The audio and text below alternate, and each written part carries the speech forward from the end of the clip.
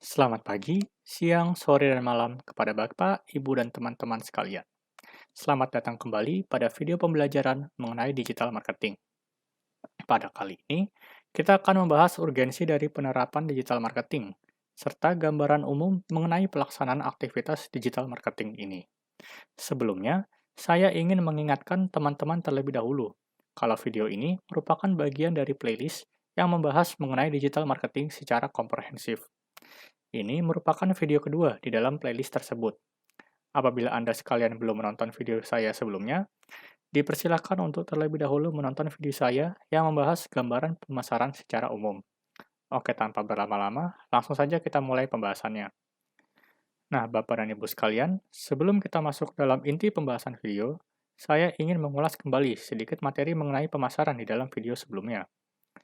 Jadi, video sebelumnya kan kita sudah mengetahui bahwa marketing atau pemasaran merupakan itu perlu dilakukan oleh perusahaan karena perannya yang besar dalam menciptakan produk yang sesuai dengan keinginan masyarakat, serta juga perannya dalam meningkatkan kesadaran mereka atas kehadiran dari produk yang kita miliki. Tentunya, kita berharap dengan adanya aktivitas pemasaran ini, usaha yang kita miliki akan semakin laris dan berkembang pesat. Nah, sayangnya, perlu diketahui kalau aktivitas pemasaran ini belum tentu memberikan hasil sesuai dengan ekspektasi yang kita miliki, terutama apabila kita masih mengandalkan aktivitas pemasaran yang dilakukan secara konvensional, seperti memakai brosur, spanduk, dan lain sebagainya. Mengapa bisa demikian? Karena terdapat dua constraint atau hambatan utama yang akan kita hadapi di dalam melaksanakan aktivitas pemasaran. Hambatan pertama adalah hambatan dari sisi biaya. Perlu diketahui terlebih dahulu bahwa aktivitas pemasaran ini tidak akan mampu kita lakukan secara terus-menerus. Akan ada saat di mana kita akan berhenti melakukan kegiatan promosi, sebagai akibat dari besarnya biaya yang ditimbulkan oleh aktivitas tersebut. Kita contohkan saja seperti kegiatan promosi kepada para konsumen. Kita kan tidak akan mampu secara terus-menerus melakukan promosi kepada konsumen, karena biaya yang dikeluarkan itu terlalu besar. Baik mungkin itu promosi yang dilakukan secara langsung pada masyarakat luas, atau dengan pengiklanan yang dilakukan melalui berbagai media. Kalau kita ingin mempromosikan produk secara langsung pada konsumen, kita harus menyewa tempat, lalu juga harus memiliki staf pemasaran tersendiri, dan lain-lainnya. Promosi seperti ini kan tentunya akan memakan biaya yang cukup besar. Begitu pula kegiatan promosi lainnya, dalam bentuk spanduk, brosur, dan lain sebagainya, yang harus dicetak, dan tentunya harus disesuaikan lagi dengan budget yang kita miliki.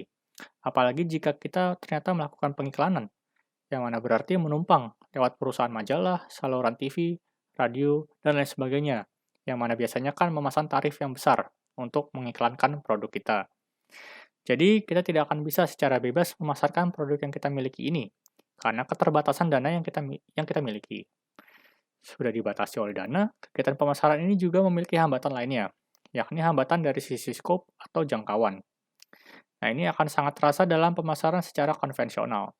Promosi yang Anda lakukan biasanya hanya dilihat, didengar, dan diketahui oleh masyarakat sekitar kediaman Anda saja. Dengan kata lain, hanya masyarakat sekitar saja yang dapat mengetahui dan tertarik dengan produk yang kita miliki. Syukur-syukur apabila produk tersebut sangat diminati dan dapat disebarluaskan oleh para konsumen dengan sendirinya. Nah, sayangnya kan hal tersebut belum tentu terjadi. Bisa saja produk yang kita miliki ini ternyata kurang cocok untuk dipasarkan kepada masyarakat di area sekitar kita. Produk tersebut jangan-jangan malah diminati oleh masyarakat di daerah yang jauh, yang tidak bisa kita jangkau dengan menggunakan teknik pemasaran konvensional. Jadi, karena adanya dua hambatan ini, hambatan dari sisi biaya dan jangkauan, pemasaran yang kita lakukan akan menjadi tidak efektif. Lalu, gimana sih cara kita mengatasi hal tersebut? Apakah tidak ada cara untuk memasarkan produk secara murah dan dapat menjangkau masyarakat secara luas, bahkan hingga level internasional?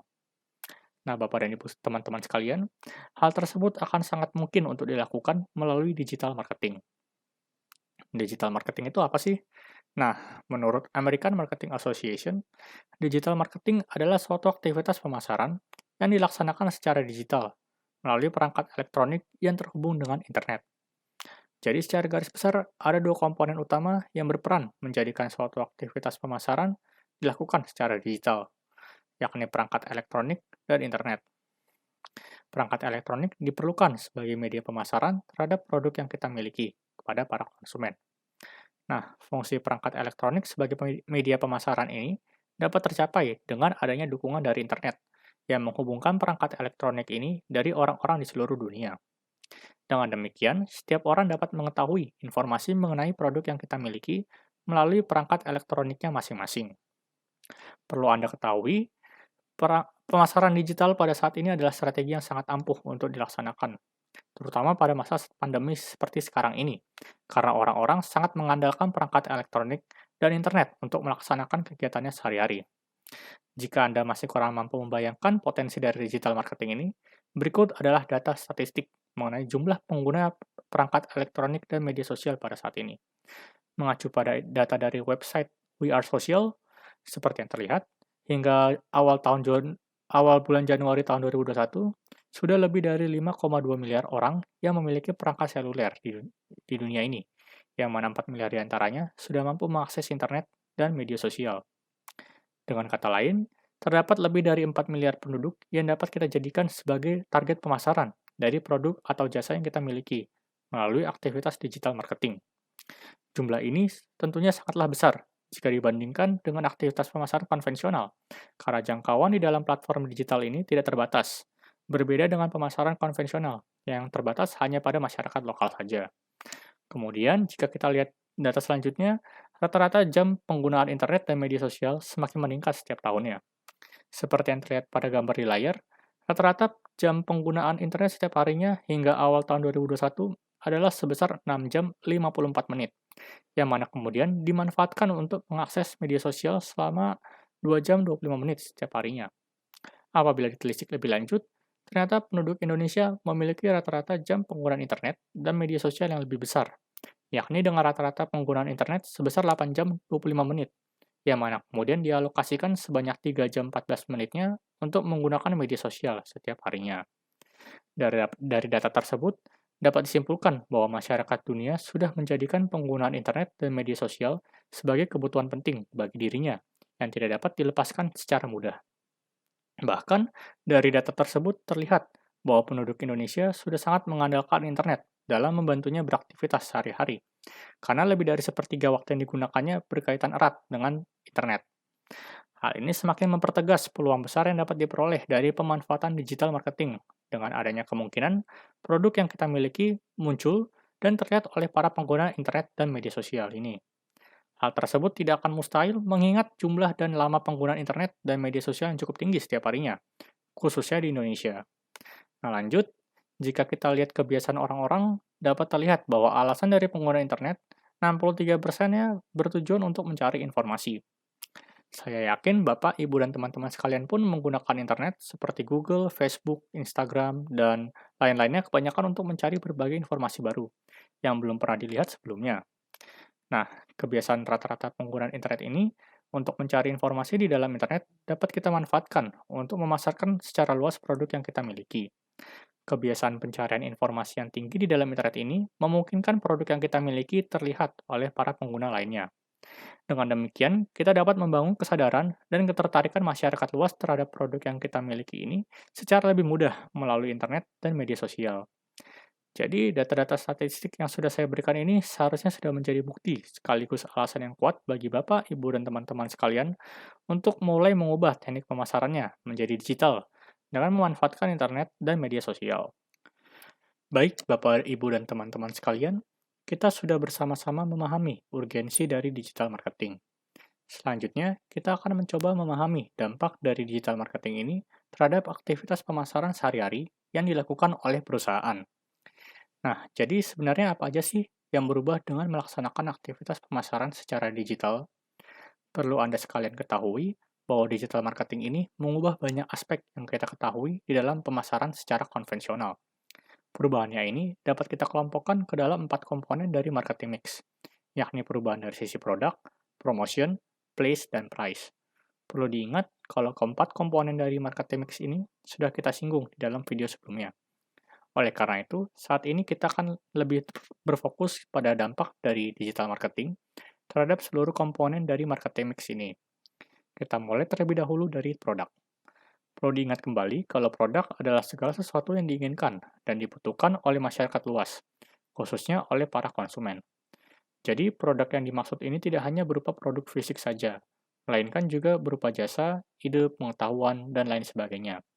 Untuk mengetahui keinginan dari masyarakat luas ini, biasanya kita akan menyelenggarakan survei, guna mengetahui produk dan jasa apa saja sih yang sebenarnya sedang diminati oleh masyarakat luas pada saat ini.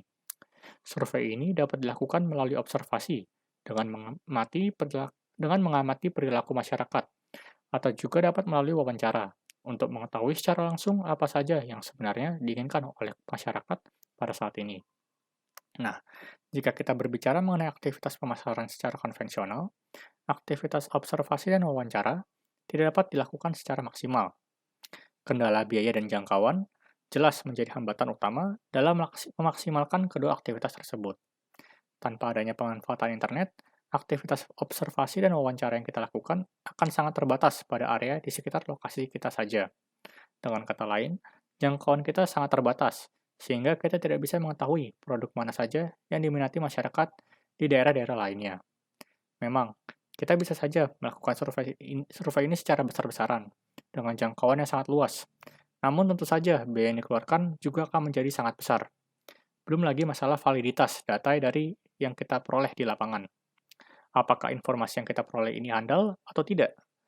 Oleh karena itu, kita dapat memanfaatkan internet dan media sosial untuk mengetahui produk yang diminati oleh masyarakat ini secara lebih luas, akurat, dan tentunya efisien. Melalui internet dan media sosial, kita bisa mendapatkan informasi-informasi baru mengenai keadaan di seluruh dunia dengan lebih mudah. Saya yakin Anda semua tentunya sudah familiar dengan mesin pencarian seperti Google, yang secara cepat mencari berbagai informasi yang kita butuhkan di dalam internet.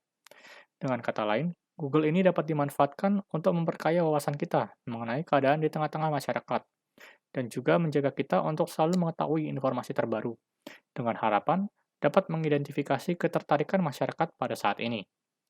Bahkan, Anda sekarang dapat semakin mudah untuk mengetahui ketertarikan masyarakat melalui suatu website bernama Google Trend. Google Trend ini akan menganalisis seluruh pola pencarian masyarakat di dalam mesin pencarian Google. Nah, jadi kita bisa dengan lebih mudah mengetahui apa saja sebenarnya yang sedang dicari oleh masyarakat melalui website Google Trend ini. Selain dari observasi, kemudian juga dapat Anda rasakan dalam melakukan wawancara, karena terdapat berbagai media sosial seperti Facebook, Instagram, dan lain sebagainya yang dapat dijadikan tempat untuk menemukan narasumber dan melakukan aktivitas wawancara. Selain itu, Anda juga dapat menyebarkan kuesioner melalui Google Form untuk mendapatkan respon dari masyarakat secara cepat dan luas. Jika Anda ingin lebih serius, Anda juga dapat memanfaatkan teknologi data analytics untuk membantu Anda mengidentifikasi ketertarikan dari para konsumen pada saat ini. Anda dapat menggunakan data mining ataupun big data untuk mengetahui keinginan dari konsumen, karena teknologi ini memiliki kemampuan untuk mengolah data dalam jumlah yang sangat besar, dengan tujuan untuk mengetahui pola perilaku dari masyarakat luas, agar nantinya dapat dijadikan landasan dalam pengambilan kesimpulan mengenai produk apa saja yang sebenarnya sedang diinginkan oleh para konsumen. Dengan demikian, kita akan mampu mengetahui keinginan dan kebutuhan dari para konsumen ini secara lebih akurat, karena memanfaatkan hasil dari analisis data pada jumlah yang sangat besar. Terakhir, melalui digital marketing, Anda bahkan dapat mengubah proses perancangan produk dari yang sebelumnya dilakukan oleh usaha Anda menjadi dilakukan oleh masyarakat luas. Tren seperti ini dinamakan collaborative creation, yang mana Anda mengajak masyarakat luas untuk turut berpartisipasi dalam merancang produk yang usaha Anda miliki.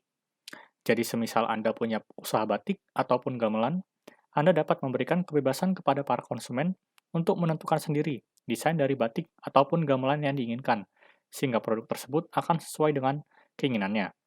Hal ini dapat menjadi salah satu cara untuk meningkatkan daya tarik dari usaha yang Anda miliki, sehingga lebih dilirik oleh para konsumen. Oke, kita beralih pada promotion atau promosi. Promosi secara sederhana adalah seluruh aktivitas penginformasian dan pengkomunikasian produk yang kita miliki kepada masyarakat luas. Penginformasian yang konvensional dapat dilakukan secara langsung atau melalui berbagai media, seperti spanduk, brosur, atau bahkan hingga pengiklanan melalui saluran televisi, radio, dan lain sebagainya.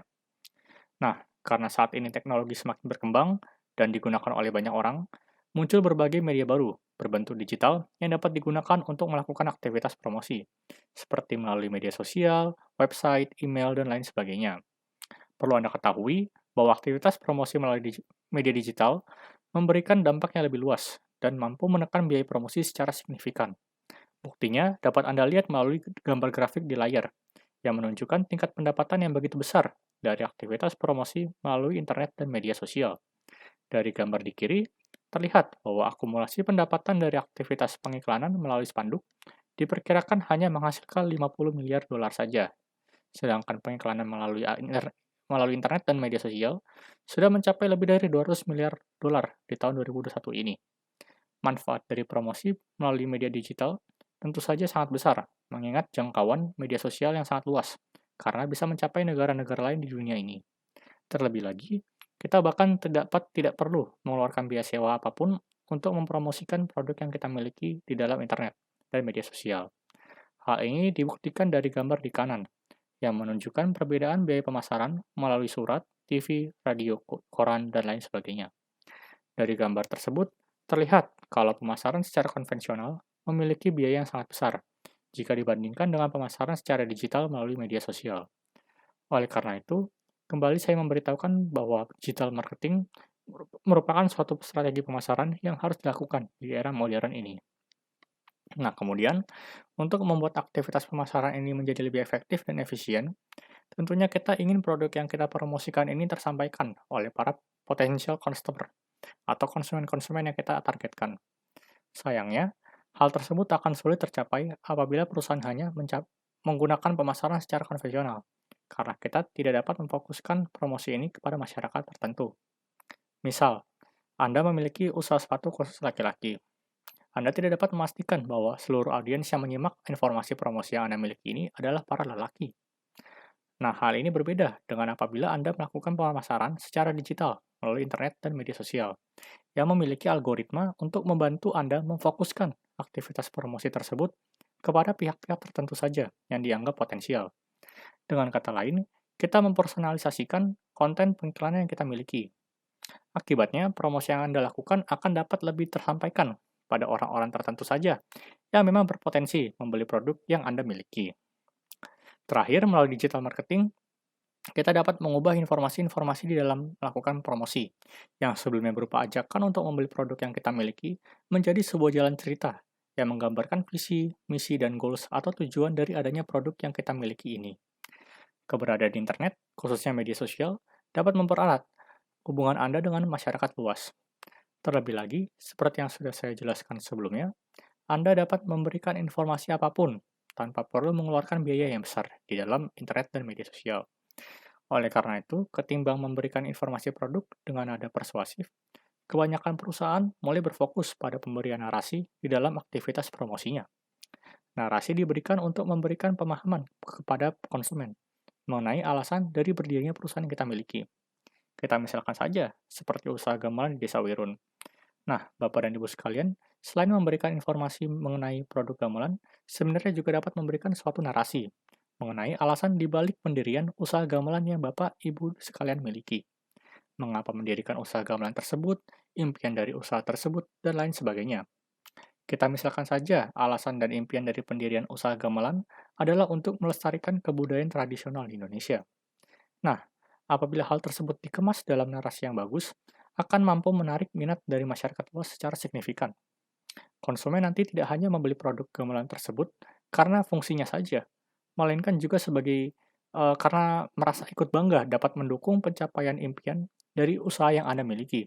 Dengan kata lain, konsumen akan merasa ikut terlibat dalam mencapai visi dan misi mulia yang kita miliki.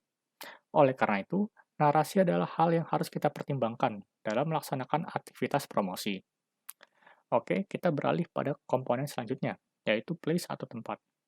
Apabila konsumen tertarik dengan produk yang Anda miliki, mereka tentunya akan mencari tempat pembelian produk yang kita miliki ini. Dalam pemasaran secara konvensional, konsumen dapat membeli produk tersebut pada toko fisik yang kita miliki. Karena toko berbentuk fisik itu bersifat tetap dan tidak berpindah-pindah, akibatnya konsumen yang kita miliki hanya terbatas pada masyarakat di daerah sekitar toko tersebut berada. Jika kita ingin memperluas jangkauan dari konsumen yang kita miliki, kita harus membangun lagi toko cabang di daerah lain. Hal ini tentunya akan memakan biaya yang cukup besar. Nah, untuk menekan biaya tersebut, biasanya perusahaan akan menyalurkan produknya kepada para distributor untuk dijual kembali kepada konsumen di berbagai daerah. Contoh distributor yang paling gampangnya itu seperti Indomaret, Alfamart, dan toko retail lainnya. Melalui distributor ini, Anda tentunya dapat membeli berbagai produk secara lebih mudah, karena distributor-distributor dan retailer ini hadir di berbagai di berbagai daerah di sekitar Anda tentunya. Contohnya, Anda ingin membeli susu beruang. Anda kan tidak perlu lagi harus pergi ke pabrik susunya untuk membeli produk tersebut, melainkan cukup melalui Indomaret saja. Hal ini memang terbukti efektif untuk memasarkan produk yang kita miliki kepada masyarakat luas. Sayangnya, tidak semua produk dapat disalurkan kepada distributor ini. Terlebih lagi, lokasi distributor juga terbatas, dan produk yang kita miliki akan dijual secara lebih mahal oleh para distributor ini. Oleh karena itu, daripada menjajakan produk kita secara offline, kita dapat memanfaatkan internet dan media sosial untuk menjual produk kita ini secara online kepada masyarakat luas. Melalui internet dan media sosial, kita dapat menampilkan produk yang akan kita jual. Apabila ada konsumen yang tertarik, mereka dapat secara langsung menghubungi kita melalui akun media sosial yang kita miliki. Masalah pembayaran dapat dilakukan secara online melalui transaksi bank, dan pengiriman produknya juga dapat dilakukan melalui jasa ekspedisi seperti JNE dan lain sebagainya.